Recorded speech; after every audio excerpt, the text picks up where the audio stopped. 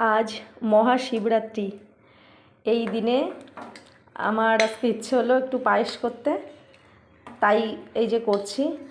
আর এই মহাশিবরাত্রি উপলক্ষে আমার সকল বন্ধুদেরকে জানাই শিবরাত্রির অনেক অনেক শুভেচ্ছা ও ভালোবাসা। সবাই এই দিনটি খুব ভালো কাটিও।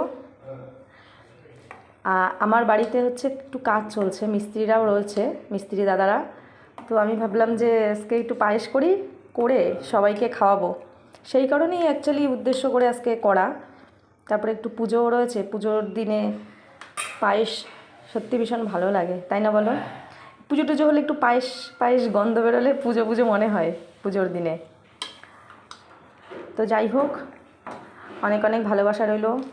তোমরা কি এই শিব পুজোর দিনে বেরো বা পুজো দাও? অনেক শব্দ পাবে, বাইরে শব্দ হচ্ছে।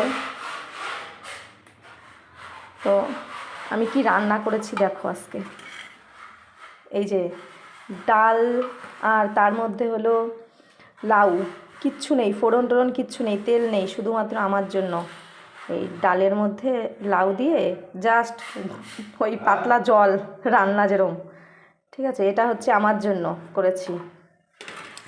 তারপরে এখানে করেছি কচি যে কুমড়ো হয়, সেই কুমড়ো বিভিন্ন রকমের মশলা দিয়ে মাছ দিয়ে মাখা মাখা করে রান্না করেছি। এটা তেল বেশি আছে, আমি সম্ভবত খাবো না, খুব ইচ্ছে করলে একটুখানি খেতে পারি এই। আর এখানে এই যে মাছ দিয়ে লাউ, এটা করেছি, ব্যাস, আবার কি, যথেষ্ট। আর এই যে এখানে পায়েস করছি সকলের জন্য, খেতে খুব ইচ্ছে করছে আমার কিন্তু মিষ্টি দেওয়া খাবার আমি একটু কম খাই না বলা ভুল, একটু কম খাই। ঠিক আছে, টাটা।